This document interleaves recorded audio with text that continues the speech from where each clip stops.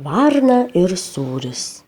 Šeimininkė suspaudė gražų didelį sūrį ir padėjo džiūti ant palangės. Kur buvus, kur nebuvus, varna tik plas plas ir prišokusi jį pagriebė. Pagriebus atsitupė medžio viršūnėje ir patenkinta apsidairė.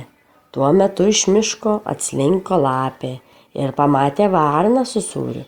Lapei iš alkio ištįso seilė ir tuoj ėmė galvoti, kaip jį išvilioti iš varnos. Bet varna tupi medžio viršūnėj ir jos nepasieksi.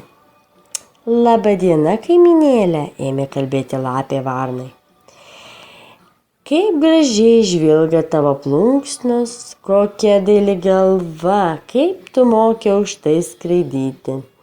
Varna iš pasitenkinimo net aukščiau pakylėjo uodegą ir norėjo padėkoti lapei, bet pabijojo išmesti sūrį.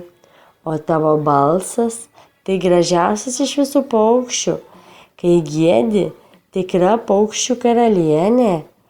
Netgi pagiedok, ką nors, mėlykavo lapė. Neatsilaikė varna lapės žodžiams ir suriko. Kar!